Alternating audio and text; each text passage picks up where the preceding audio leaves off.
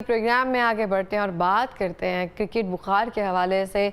बहुत सारे लोग जो हैं, सामने टीवी चल रहा था, हम सबको पता था कि पाक इंडिया मैच है, लेकिन बहुत सारे लोग अवॉइड कर रहे थे। कभी ना कभी कोई स्टेटस देखकर सिर्फ स्कोर चेक कर लिया, क्या सूरत हाल चल रही है, सिर्फ इस तरह से देख रहे थे। प्रॉपर बैठ कर मैच जो है, बहुत सारे, मैं जिन लोगों को जानती हूँ जो क्रिकेट के शौकीन है, उन्होंने बहुत कम देखा है। गाहे बगाहे स्कोर चेक कर लिया, थोड़ी सी अपनी राय जो है उसका इजहार कर लिया।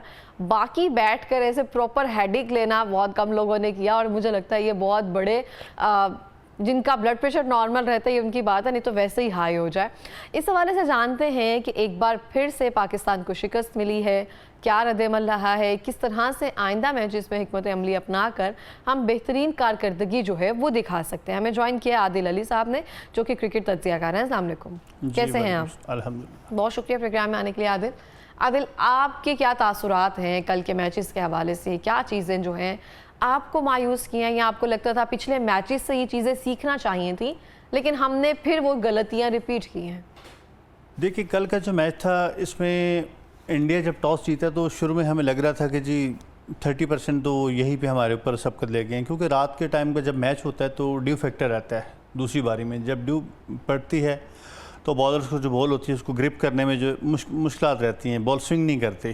तो लेकिन खैर टॉस के बाद जब बैटिंग पाकिस्तान ने स्टार्ट की है तो फ़खर आउट हो गए, जो कि आउट नहीं थे। उनका इतना बड़ा गलत आउट दे दिया गया, क्योंकि मैच में आप देखें ना 26 से ज़्यादा कैमरे मैच में, लेकिन एटलीस्ट 26 कैमराज जो है वो मैच को कवर करते हैं। आपने देखा होगा कि बैक एंगल से वो दिखाया जा रहा है उस फैसले को, राइट लेफ़्ट। इवन दिन के जो इंडियन कमेंटेटर हैं, साबका प्लेयर भी हैं, संजय मंजरेकर, उन्होंने भी इस चीज़ पे सवाल उठाया कि इतने सारे कैमरे हैं तो इसको क्यों नहीं दिखाया गया। ठीक है, लेकिन खैर वो फैसला हो गया। उसके बाद आप देखें कि पाकिस्तान ने अच्छा स्टार्ट लिया। जब आप 12 ओवर्स में 100 रन्स कर लेते हैं 20 ओवर्स में, और अब 8 विकेटें आपके पास बची हों, तो फिर 200 सवा 200 का टारगेट मुश्किल नहीं रहता। लेकिन वहाँ पे फिर बात वही आ जाती है लीडरशिप की। क्या लीडरशिप का जो है ना वो काफ़ी फकदान है। हमारे पास जो कैप्टन है उसकी बेचारे की खुद की जगह नहीं है टीम में, आपने उसको T20 का कैप्टन बना के भेज दिया है। आपको चाहिए था कि जब भी 12 ओवर्स में पाकिस्तान ने 100 रन्स कर लिए तो उसके बाद आप पीछे हो जाते हैं। मतलब जैसे कप्तान सलमान अली आगा हैं, इसके अलावा हुसैन तलत थे, इनको आप बैक पे ले जाते। फ्रंट पे फिर मारधाड़ वाले जो प्लेयर थे, नवाज़ था, फ़हीम अशरफ था, इवन दिन के आप शहनशाह अफरीदी का यूज़ कर सकते थे, और मोहम्मद हारिस, ठीक है, जिसको हम पिछले से पिछले मैच में हम कह रहे थे कि जी ऊपर लाके बड़ा अच्छा किया है, उसने रन्स किए हैं 66 रन्स, जो लास्ट टाइम इंडिया से मैच आ रहे थे उससे ग्रुप मैच की बात कर रहा हूँ, तो उसको भी पीछे रखा गया। तो हमने मतलब यहाँ पे ये जो गलती की है, यहाँ पे तकरीबन जो गैप आ गया ना रन्स में, वो 30 to 50 रन्स का गैप आ गया, और वही 30 to 50 रन्स अगर जुड़े होते तो मैच का रिजल्ट कुछ और हो सकता था। अच्छा, जिस आउट का बहुत ज़्यादा जिक्र किया गया, बहुत सारे लोगों ने ट्वीट भी किया है, देखने वालों को समझ आ रही थी कि ये आउट नहीं है। देखिए, जो कैमरे वहाँ पे लगे हुए हैं, क्योंकि कैप्टन ने भी कहा कि हमें लगा था कि शायद बॉल टच हो। हाई रेजोल्यूशन कैमरे हैं, ठीक है, तो वहाँ पे तो मतलब ग्राउंड के ऊपर जो एक घास होती है ना, तो उसके भी तिनके दिखते हैं। तो ये तो इतनी बड़ी बॉल थी जो कि कैमरे में दिखाई नहीं गई।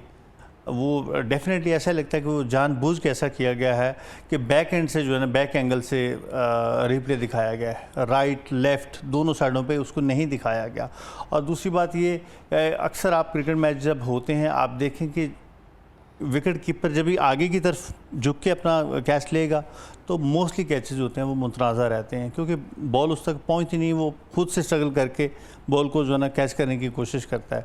तो ये तो रात को हम लोगों को टीवी पे बैठ के जो है वो नज़र आ रहा है कि बॉल ने ग्राउंड को टच किया है तो आप आउट दे रहे हो। तो यहाँ पे जो है वो PCB जो है, पाकिस्तान क्रिकेट बोर्ड, इसके अगेंस्ट जो है कुछ ना कुछ कदम उठाने चाहिए कि इतना बड़ा टूर्नामेंट है और इस तरह के मतलब गलत फैसले, गंदी एम्पायरिंग, तो ये अगर ऐसे चलता रहा तो फिर मेरा ख्याल है कि हमारी जो है ना वो हॉकी की तरह क्रिकेट में भी कोई वक़्त नहीं रह जाएगी कि हमारी बात कोई नहीं सुनेगा। यहाँ पे बात है बात सुनने की। अब इंडियन क्रिकेट बोर्ड है तो वो ज़ाहिर बात है उनका जो प्रेसिडेंट है वो भी इंडियन है, ICC का। इसके अलावा जो इंडियन बोर्ड है वो फंडिंग बहुत करता है, जिसकी वजह से गोरे भी जो है इनके आगे नहीं बोलते। तो यहाँ पे पाकिस्तान को भी चाहिए कि वो जैसे श्रीलंका है, बांग्लादेश है, इन टीमों को साथ मिला के तो इन चीज़ों के ऊपर काम करे, ना कि वो एक जो इंडिया की जारादारी है आईसीसी में उसको ख़त्म करना चाहिए। सही हो गया। आइंदा आने वाले जो मैचेस हैं उसमें आपको क्या लगता है, अब क्या हिकमत अमली जो है वो अपनानी चाहिए जिससे हम बेहतर कर सकें? जी, आइंदा आने वाले मैचेस में अभी देखिए, अभी जो प्लेयर चले गए हैं वहाँ पे खेल रहे हैं, उन्हीं में से आपको जो है परफॉर्म करना है। लेकिन आइंदा आने वाले मैचों में अभी पाकिस्तान का श्रीलंका और बांग्लादेश के अगेंस्ट मैच है, तो इसमें चाहिए कि पाकिस्तान को मेन इस टाइम जो वर्क करने की ज़रूरत है वो बैटिंग के ऊपर है। आपने देखा कि ओमान जैसी टीमों के अगेंस्ट जो है हमारी टॉप ऑर्डर, मिडिल ऑर्डर जो बैटिंग है वो फ्लॉप हुई है, नीचे टेल ने आके रन्स किए हैं, तो यहाँ तक हम पहुँचे हैं। तो हमें बस बैटिंग पे इस टाइम काम करने की ज़रूरत है, और बॉलिंग टैक बहुत अच्छा नहीं कह सकते लेकिन ठीक है। सही हो गया।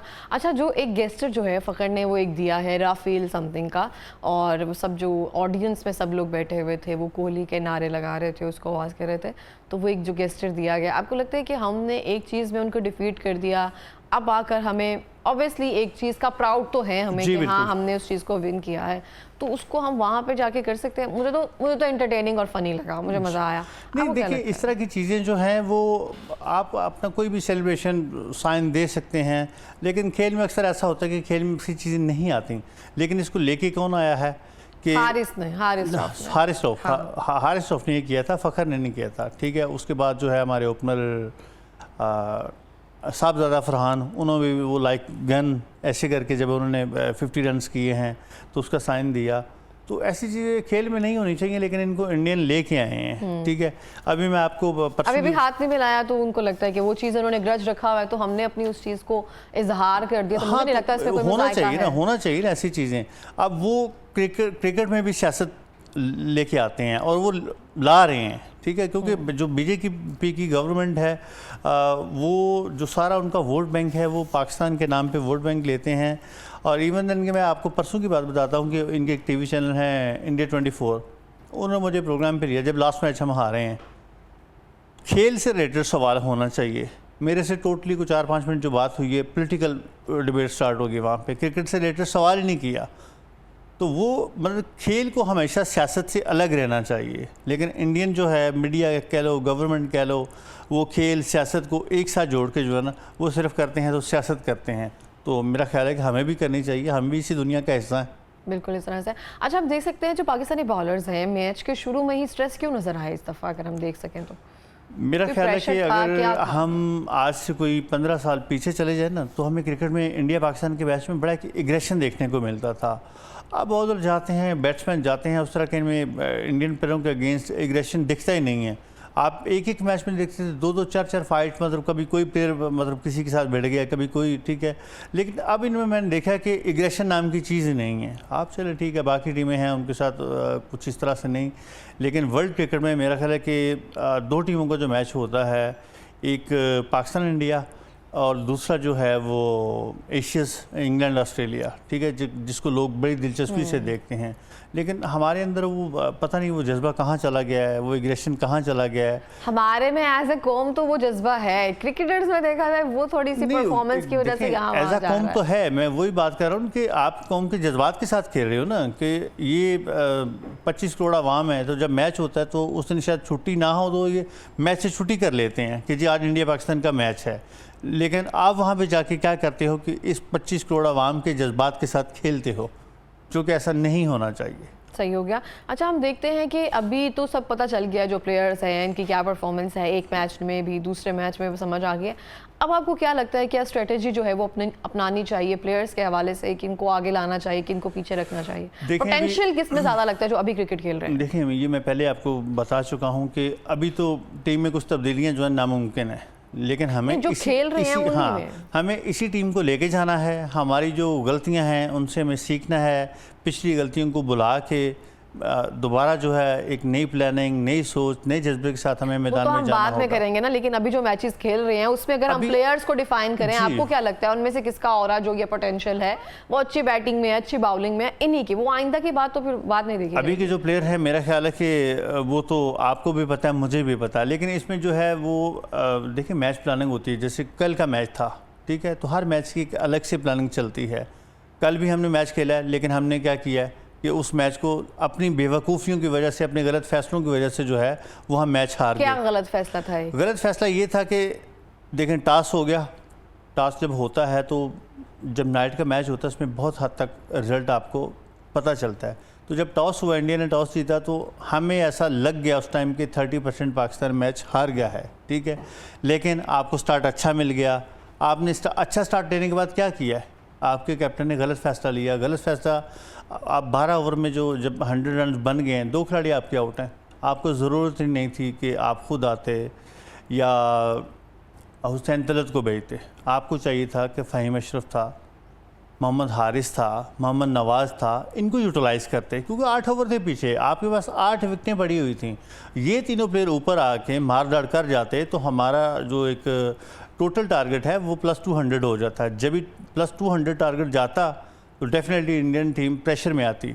लेकिन वो अगर 170 हमने 171 बनाया है, उसके बाद फिर हमने गलती की कि जब हम बॉलिंग करने लगे, जब इंडियन टीम बैटिंग के लिए आई है, तो हमने एक एंड से जो है वो फास्ट बॉलर को लगा दिया, दूसरे एंड से हमने स्पिनर का यूज़ कर दिया, जो कि पार्ट टाइम स्पिनर था। आपको चाहिए था कि दायरे के ओवरों में हारिस और शेन के साथ जाते, कोई बात नहीं, बटाई हो जाती तो 60 रन, 70 रन, 80 भी बन जाते। लेकिन उस बिटवीन अगर आप 2 विकेटें, 3 विकेटें ले लेते तो मैच का रिजल्ट कुछ और हो सकता था। अच्छा, मुझे आप ये बताएंगे कि फाइनल में पाकिस्तान और भारत का टकराव हो सकता है? बिल्कुल, अगर पाकिस्तान अभी अपने दोनों मैचेस जीत जाए और अच्छे स्कोर्स के साथ जीते, क्योंकि बांग्लादेश की टीम भी अच्छी क्रिकेट खेल रही है और श्रीलंकन टीम भी अच्छी क्रिकेट खेल रही है, और मेरा ख्याल है कि बांग्लादेश टीम में इतनी पोटेंशियल इस टाइम है कि वो इंडिया को भी मैच हरा सकते हैं और पाकिस्तान को भी हरा सकते हैं। तो पाकिस्तान को अपने दोनों मैच विन करने होंगे, एक अच्छे मार्जिन के साथ विन करने होंगे। देन मेरा ख्याल है कि कुछ चांस बन सकता है, क्योंकि दूसरे एंड से इंडिया अगर 3 मैच जीत जाती है या उधर बांग्लादेश जो है श्रीलंका को हरा देता है और इंडिया को भी, इधर इंडिया जो है वो किसी एक से श्रीलंका या बांग्लादेश से हार जाती है, तो फिर तीनों टीमों के मैचेस 2-2 मैच विन कर जाएंगे। पॉइंट टेबल पे फिर जो है वो वही टीम आएगी जो रन रेट जिसका ज़्यादा होगा, और इसमें चांसेस हैं कि पाकिस्तान की टीम जो है दोबारा फाइनल खेल सकती है। लेकिन अल्लाह करे कि अगर हमारी टीम फाइनल में आती है, हमारी दुआ है कि जो पिछले 2 मैचेस हैं इनका ये ज़रूर बदला लें। ठीक हो गया, लास्ट में कोई पैगाम देना चाहेंगे? अब पैगाम मेरा यही है कि ये एक ही हमारे पास गेम है क्रिकेट, जिसको आवाम जो है दिलचस्पी से देखते हैं, क्योंकि पाकिस्तान में क्रिकेट के अलावा तो और कोई गेम नहीं है। हॉकी थी, वो आपने उसको भी तबाह कर दिया है। तो हमारी दुआएं आपके साथ हैं, अच्छा खेलें, हमारे जज्बात के साथ ना खेलें। सही हो गया, बहुत बहुत शुक्रिया प्रोग्राम में आने के लिए।